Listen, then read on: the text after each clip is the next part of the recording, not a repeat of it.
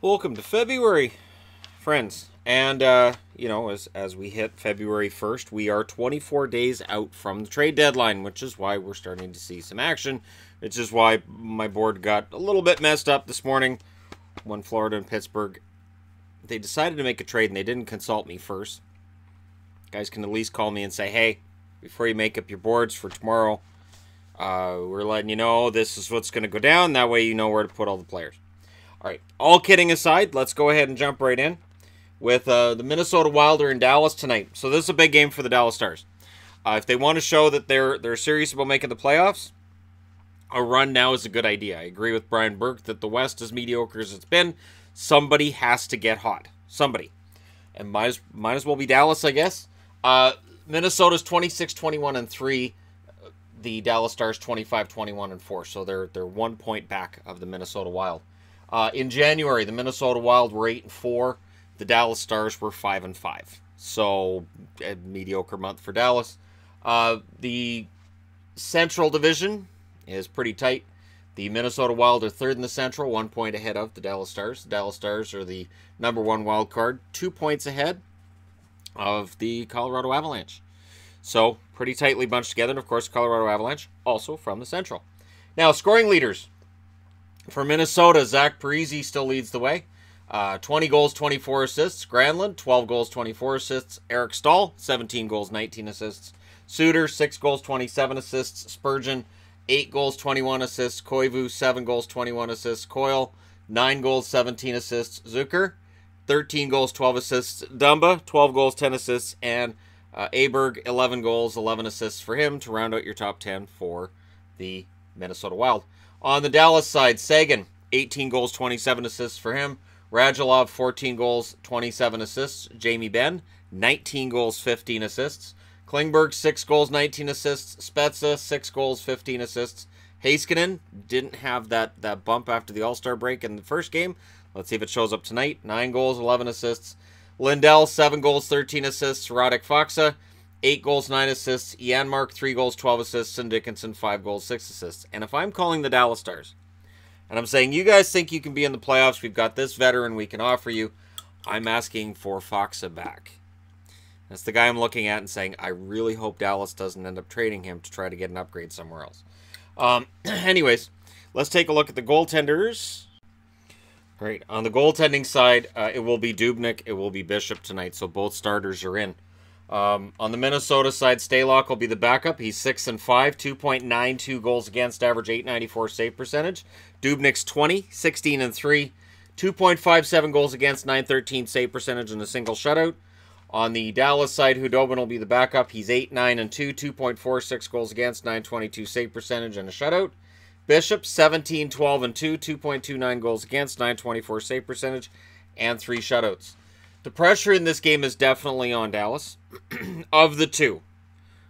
Minnesota being that 1 point ahead, and really, honestly, considering the way that the owner came down on Dallas's highest profile players, I think the pressure's been on Dallas to get better since then. I'm not sure what they do if Dallas continues to be one of these mediocre, sort of plodding along teams between now and the deadline. I don't know if you buy.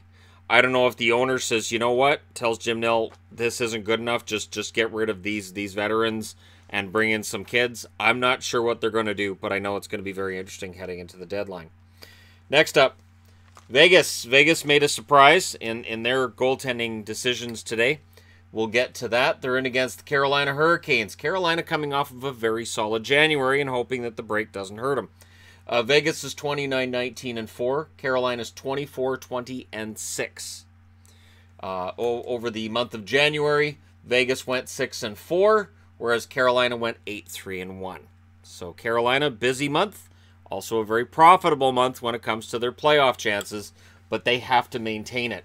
The biggest trick with coming, through this this muck and mire to get up to a playoff spot is maintaining that energy every single night and realizing that teams ahead of you are going to be getting points as well. You can't let up, not for a second. Right now, Vegas is 10 points ahead of fourth place in the division. They're third in the Pacific, and fourth is Vancouver right now. So Vegas is pretty secure in their position. Carolina, on the other hand, they're 5 points back of the second wild card spot. So there is no room for error. They want to get as close as possible. They've got Buffalo in their sights to try to pass, and then they can worry about how to catch up with teams like Boston and Washington. Yeah, that's a weird one, isn't it? Anyways, they're 5 points back in the number 2 wild card, and Carolina had a very solid month, and now they get to continue that, or at least try to, in February. Scoring leaders for Vegas: Alex Tuch, 16 goals, 24 assists. Marchessault, 17 goals, 18 assists. Carlson, 16 goals, 16 assists. Pacioretty, 15 goals, 13 assists. Smith, 9 goals, 18 assists. Dallas Eakin. Cody Eakin. Dallas Eakins, he's a coach. Wow. Swear I'm sober. Cody Eakin, 13 goals, 13 assists. Theodore, 6 goals, 16 assists. Colin Miller, 2 goals, 19 assists. Stastny, 6 goals, 12 assists. And Nate Schmidt, 4 goals, 13 assists. They're going to be an interesting team to watch going into the deadline because I feel like they're 1 or 2 players away from really being back to where they were last year. On the Carolina side of things, Aho leads them in scoring, of course, 22 goals, 35 assists. Teravainen, 11 goals, 32 assists. Williams, 13 goals, 15 assists. Niederreiter, 13 goals, 14 assists. Ferland, if he's still a Carolina Hurricane tonight, there's a lot of rumors swirling that Carolina wants to get this done sooner rather than later, that Ferland's on his way out, and that their concern would be that he'd get hurt. He does seem to be injury prone. My answer to that is other GMs are aware he's injury prone. That's going to drop the amount that they can ask for him, which means you might be better off keeping him, depending on how low that value goes. But he has 13 goals, 12 assists currently. Slavin, 5 goals, 18 assists. Svechnikov, 12 goals, 10 assists. Hamilton, 8 goals, 11 assists. Wallmark, 6 goals, 11 assists. And Falk, 3 goals, 14 assists. And I do think Dougie Hamilton probably finds his way out of town. Isn't it weird that we're talking about Ferland and Hamilton being potentially traded out? Would Calgary even consider trading either of the players they got from Carolina? The answer is no. So, yeah, that was... Welcome Don Waddell to Carolina. Anyways, goaltenders. Vegas has surprised me. So, Subban is still injured, right? He's 2-5, 2.95 goals against, 903 save percentage. Fleury starts every game while Subban's injured. 27, 14, and 4. 2.49 goals against, 911 save percentage, and 6 shutouts. But tonight, Legace is in net for them. He starts tonight. We'll see how he does. Legace last year, he tried, but to me, he's not quite at that level. Vegas's record wasn't fantastic when he was in the lineup, so we'll see how he does tonight. It's one game. We'll see how it works. Word has it Malcolm Subban is close, but he's not that close. So tonight, Legace gets to start in Carolina. Mrazek will be starting for Carolina. McElhinney, who has 11-6-1 record, 2.5 goals against, 914 save percentage, is close as well. Nedeljkovic had a win in his one appearance, 2.00 goals against, average 923 save percentage. Mrazek, 10-10-3, 2.81 goals against, 894 save percentage, and a single shutout for him. So for Carolina, it's a pretty big game. And for Vegas, not a big game per se because they're so far ahead of 4th place in the division. They're so firmly entrenched in the playoffs. But since it's Vegas, they will be looking at San Jose and Calgary above them and saying, we want to get there. They're 9 points back at Calgary now, so the odds of them catching Calgary are pretty slim, unless Calgary goes into a big dive. But I can't see it with the way they've been playing. Next up, Ottawa, 19-26-5. They're in against the brand new look Pittsburgh Penguins, who are 27-17-6. And you get the feeling Jim Rutherford is just starting. That Jim Rutherford is just starting to switch things around a bit. Getting rid of Sheahan. Sheahan has been rumored to be on his way to town for a long time. Broussard as well. Now they're out. McCann and Bugstad are in. Bugstad definitely needed to change the scenery. And so they're on the hook for that $4.1 million. We'll see how it works out for him and for the team. Over January, Ottawa was 4-5-1, and in January, Pittsburgh was 6-5. So Pittsburgh's aware that if they're going to get not just into the playoffs, but win some rounds in the playoffs and do what Pittsburgh often does, they need more help. I really like the acquisition of Jared McCann. I do. And I know people are going to say, oh, it's because you like McCann. Yeah. It's going to be tough for me to see him as a Penguin. I'm going to be completely honest. Now, the Senators are 16 points back of the number 2 wild card, which means no playoffs. Pittsburgh, they're second in the Metro, but they're tied with Washington. They win the tiebreak, but they're tied with Washington. So it'd be very interesting to see what happens there.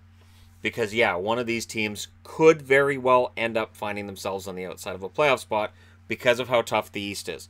All you need is for these guys to go on a bit of a run and one of them to stumble. Columbus gets it together. There's a lot of things that have to happen, but the fact it's a possibility, baffling. Leading scorers for Ottawa, Stone, 22 goals, 28 assists. A lot of rumors about him being traded. Duchesne, 20 goals, 27 assists. Lots of rumors about him being traded. I think Duchesne knows he's going. Duchesne was asked, and he's like, yeah, it could happen. So I think he's aware that he's probably on his way out of town.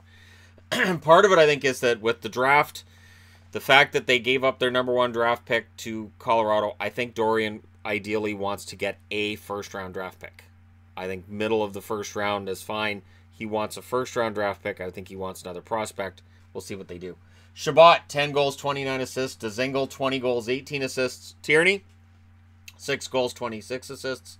Ryan, 11 goals, 19 assists. Bodker, 5 goals, 22 assists. Colin White, 11 goals, 15 assists. Tkachuk, 11 goals, 12 assists. Zach Smith rounds out your top 10 with 5 goals, 14 assists. On the Pittsburgh side of things change a little bit, don't they? Crosby, 22 goals, 36 assists. Kessel, 21 goals, 34 assists. Malkin, 14 goals, 41 assists. Gensel, 24 goals, 23 assists. Letang, 12 goals, 30 assists. And yep, more and more talk about, hey, maybe Letang can get the Norris. It'll be wide open. I still think it's Giordano's, but we'll see. Hornquist, 15 goals, 11 assists. Rust, 12 goals, 12 assists. Simone, 7 goals, 14 assists. There's McCann, 8 goals, 10 assists. And Dumoulin is 10th on the board with a goal and 15 assists. I'm very interested to see how Bukestad does in Pittsburgh. That's going to be a very interesting side of things, is how Bukestad does on a new team. Nilsson's been confirmed as a starter for Ottawa. 7-11-1, 2.76 goals against, 908 save percentage. Those are the combined numbers between Vancouver and Ottawa. He's been excellent in Ottawa. Anderson, 14-15-3 will be the backup. 3.55 goals against, 906 save percentage, a shutout. And he's probably going, wait, so while I was out, you guys went and got a goaltender who can actually give me some nights off. That's, really? You're not messing with me, right? On the Pittsburgh side, no confirmation yet. I would go with the Smith personally. 12-9-4, 2.67 goals against, 917 save percentage, 2 shutouts. But we've had the bad Matt Murray. We've had the good Matt Murray since the break. Maybe they go with Matt again. He's 15-7-1, 2.96 goals against, 910 save percentage, and 3 shutouts. So again, we've had the bad one. We've had the good one. We'll see which one we get tonight if they put him in again, or if it's to Smith that ends up going in the net. All right, next up, Toronto. The Leafs tonight going into Detroit to play against their nemesis, one of their great rivals in the NHL, the Detroit Red Wings. Toronto's 13, huh? They got more wins than that. I'm thinking 3 years ago is what I'm thinking, back before Matthews. 30 wins, 17 losses, 2 overtime losses or shootout losses.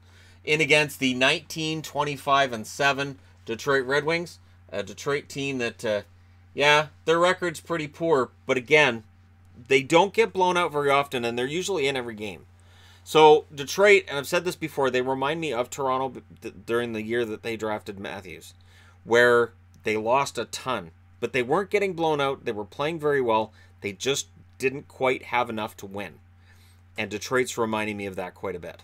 So we'll see if Detroit's able to find that player, whether it's somebody that's in their organization currently, whether it's a Zadina, a Veleno, or if it's somebody that they're going to draft who ends up being not their Austin Matthews, but a player who helps turn things around for them next year. But they're not that far off, which makes it more frustrating, right? When you're watching them and you're like, man, we just barely lost again. Anyways, in January, Detroit was 4-6. Toronto was also 4-6. So they had the same record in January. Right now, Toronto is second in the Atlantic. They're 1 point ahead of the Boston Bruins. Games in hand on Boston as well, however. And Detroit is 14 points short of the number 2 wildcard spot. So they're out. Scoring leaders, Marner for Toronto, 20 goals, 42 assists. Tavares, 30 goals, 24 assists.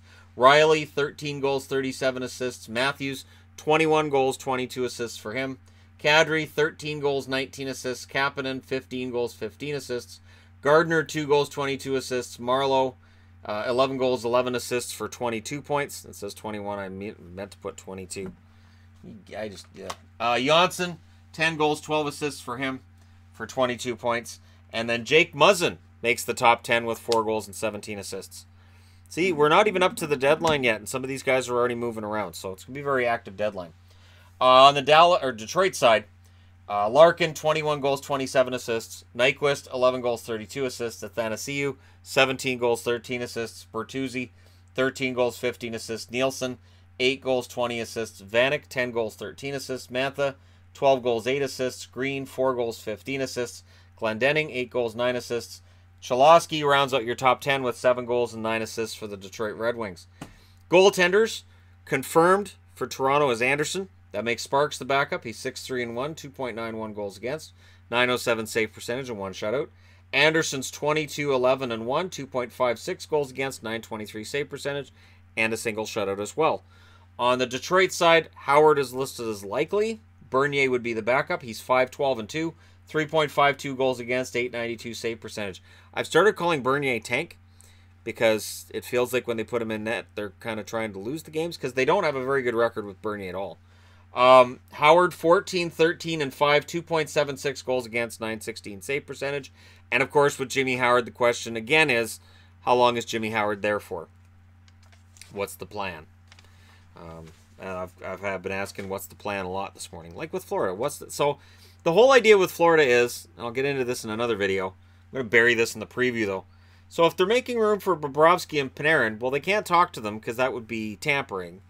So what if they just make all this room and then he doesn't go there, like San Jose did with Tavares? Like, what's the backup plan? It's weird to me. The whole, well, we're making room for that guy. How do you know he wants to go there? Like, if Panarin doesn't like Columbus because it's a college town and he wants to be in a big metropolis city, is Sunrise really the place? Anyway, all right, we'll get into that on another video. Next up, Calgary. It's just been bugging me as well. So Calgary, they're in against the Capitals tonight. This is the game that a lot of people are going to be watching. Game of the night material here, even though Ovechkin not playing. That's why there's an asterisk there. I want to make sure I mentioned it in the preview. Ovechkin's not playing. This is the game he's suspended for because he didn't go to the All-Star game. So the Calgary Flames, 33-13-5, in against the 27-17-6, and not so comfortable Capitals right now. Even with 60 points, Columbus has 59. Now, if Columbus wasn't on a 4-game losing streak, the Capitals would find themselves in more trouble with their 7-game losing streak. In January, Calgary 9-1-1, the Capitals 3-6-3. They won 3 out of 12 in the month of January. Not a good month. The Pacific Division belongs to Calgary. They're 6 points ahead of San Jose there for first place, whereas the Capitals are third in the Metro. They're tied in record with Pittsburgh. I'm telling you, if in the playoffs in the first round we get the Capitals and the Penguins have home ice, that'll be a fantastic series, won't it? And again, this is just the way it works. So it's playoff time. Capitals, Penguins. Yeah, all right, it's legit. It checks out. Scoring leaders for Calgary. Gaudreau, 29 goals, 44 assists. Monahan, 27 goals, 34 assists. Lindholm, 21 goals, 37 assists. Tkachuk, 24 goals, 33 assists. Giordano, 11 goals, 41 assists. Backlund, 12 goals, 17 assists. Brody, 6 goals, 19 assists. Hanifin, 4 goals, 21 assists. Jankowski, 8 goals, 12 assists. And Sam Bennett rounds out your top 10 with 9 goals and 10 assists. And yet, watch Calgary as we get closer to the deadline as well. On the Capitals side of things, Ovechkin, 37 goals, 20 assists, not in the lineup. Backstrom, 13 goals, 38 assists. Those 37 goals coming out of the lineup for Washington, that's huge. And this is a game against Calgary that, I mean, if Calgary can get an early lead, we'll see. But Calgary also made an interesting decision today. We'll see how it works out for them. Carlson, 8 goals, 39 assists. Kuznetsov, 9 goals, 32 assists. Oshie, 15 goals, 13 assists. Vrana, 15 goals, 13 assists. Connolly, 9 goals, 16 assists. Wilson, 13 goals, 10 assists. Eller, 6 goals, 15 assists. And Matt Niskanen rounds out your top 10 with 7 goals and 12 assists. Goaltending. This is the interesting decision. Mike Smith's been revealed as the starter today. He's 14-9-1, 3.04 goals against, 888 save percentage, and 2 shutouts. Riddick would be the backup, 19-4-4, 2.47 goals against, 918 save percentage, and a single shutout. Very interesting. On the Washington side of things, Holtby's the starter, 17-12-3, 3.10 goals against, 905 save percentage, and 2 shutouts. Copley the backup, 10-5-3, 2.98 goals against, 903 save percentage, and a single shutout. So what Washington's doing here is interesting, that with Ovechkin out, it's going to change up those top 2 lines a lot. And yet, the Flames, with Smith in net, it's interesting. I find it interesting that the Caps, well, the leading goal scorer isn't going to be in the lineup. Oh, okay. Well, we'll put in Smith. That's just kind of how I see it. But anyways, now I have to change boards. We got 3 more games to preview, and then we'll be done for the day. Okay, Chicago is in against Buffalo tonight. This is a matchup between 2 teams that are trying to, in Chicago's case, they're trying to become more a part of a conversation here. Well, I think that management's trying to sell guys off. And Buffalo, they really need to get into a playoff spot for the first time in a long, long time. They need playoffs this year. For the fans of the Sabres, it would be huge. It doesn't matter if it's just a second wild card and get knocked out in the first round. Just playoffs would be excellent for Buffalo. And they're 3 points out of it right now. But 18-24-9 is the record for Chicago. 25-19-6 is the record for Buffalo. And yes, this does illustrate the fact that the East is more difficult than the West. When you look at Chicago's record, and it's just abysmal, Buffalo's record is they've won 25 out of 50, so they're at least good. And yet, they're both sitting roughly the same amount of distance out of the playoffs. Over the month of January, Chicago was 3-4-3, and over that same month, Buffalo was 4-6. Whereas Chicago's 7 points short of the playoffs, Buffalo's 3 points short.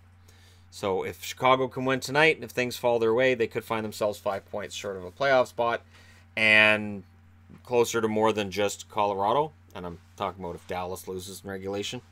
And that's a good situation for them because those are division rivals. So for Chicago, they probably think, okay, we're good. But their road record has been poor this year, and Buffalo's home record has been pretty solid. So we'll see how that affects things. Scoring leaders for Chicago. Patrick Kane, 29 goals, 42 assists for him. Taves, 22 goals, 26 assists. DeBrincat, 25 goals, 18 assists. Gustafsson, 8 goals, 22 assists. Brendan Saad, 15 goals, 12 assists. Strome, the mirror, 12 goals, 15 assists for him. Anisimov, 8 goals, 14 assists for 22 points. Keith, 1 goal, 20 assists. Cahoon, 8 goals, 12 assists. Seabrook rounds out your top 10 with 5 goals, 14 assists. On the Buffalo side, Eichel, 16 goals, 37 assists. Skinner, 31 goals, 14 assists. Reinhart, 12 goals, 33 assists. Ristolainen, 5 goals, 26 assists for him. Sherry, 8 goals, 13 assists. I did say Dahlin's 5 goals, 23 assists, right? I think so. Pominville, 10 goals, 10 assists. Okposo, 8 goals, 11 assists. Rodriguez, love the guy, 6 goals, 12 assists. And Middlestad rounds out your top 10 with 7 goals, 8 assists. Come on, Casey. Mighty Casey at the bat. Let's get her going. Let's knock one out of the park. By which I mean, get a goal or 2 or something. On the goaltending side, Cam Ward's been revealed as the starter for Chicago. He's 8-8-4, 3.87 goals against, 887 save percentage. Delia, 4-2-2, 3.00 goals against, 923 save percentage. He would be the backup. On the Buffalo side, Hutton starting, making Ullmark the backup. Ullmark's 10-5-3, 2.83 goals against, 916 save percentage, 2 shutouts. Hutton, 15-14-3, 2.79 goals against, 911 save percentage for him. And he's going to be trying to bring that up against a Chicago team that if you can shut down those top 3 scorers, you've got a really good chance.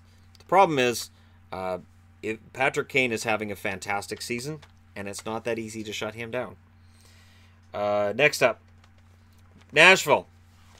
So the Predators have been watching this week as Winnipeg's won a couple of games. Have they looked fantastic doing it? No. Does it matter? Nope, they all count. And Nashville at 30-18-4 is 4 points back of first place. And they're going to be in against the new-look Florida Panthers, who are 20-20-8. In the month of January, Nashville was 7-3-2. Month of January, Florida was 3-5-2. because you're not allowed to have nice things if you're a Florida Panthers fan, including a playoff team.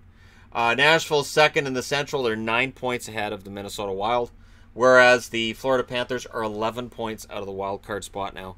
So 11 points back of the playoffs. Yeah, it's time to tear it down, so pick up a couple of rentals.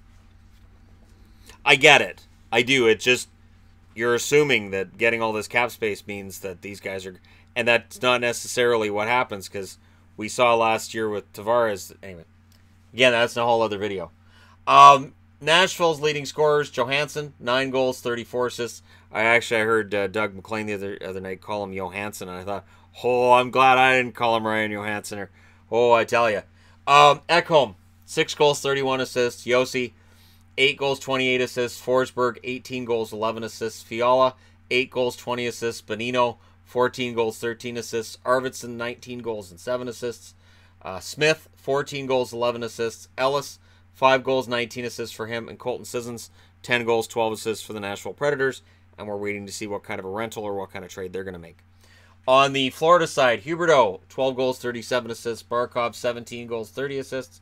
Hoffman, 23 goals, 19 assists. Dadonov, 18 goals, 22 assists. Yandel, 7 goals, 31 assists. Vetrano, 16 goals, 10 assists. Ekblad, 10 goals, 11 assists. Vinny Trocheck, 5 goals, 13 assists for 18 points. Matheson, 4 goals, 13 assists. And there's Derek Brassard on the board, 9 goals, 6 assists in his time with Pittsburgh.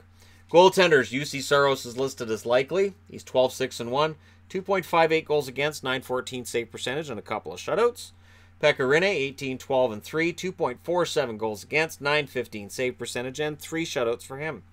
On the Florida side, Luongo starting, 10-11-1, 3.18 goals against, 896 save percentage, 1 shutout.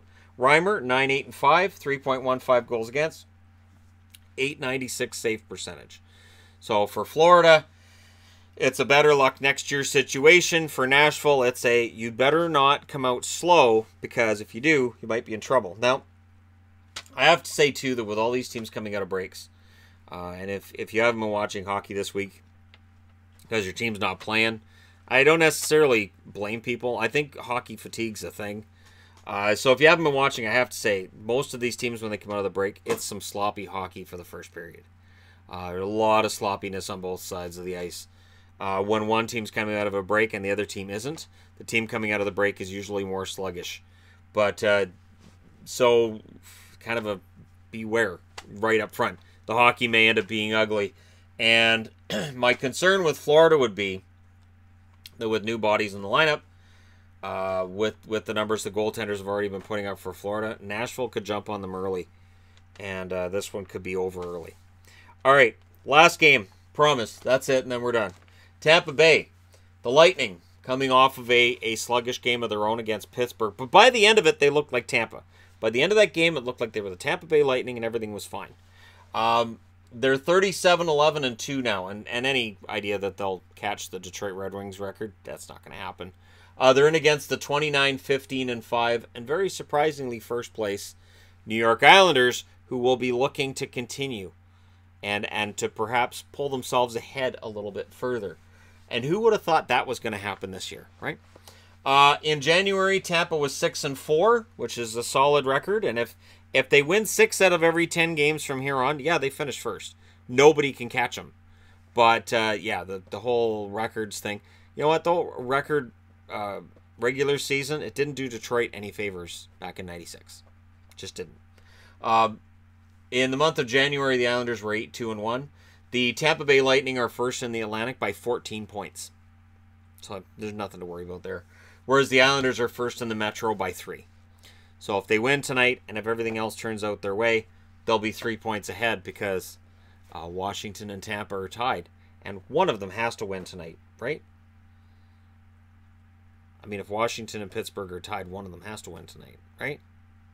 No? All right.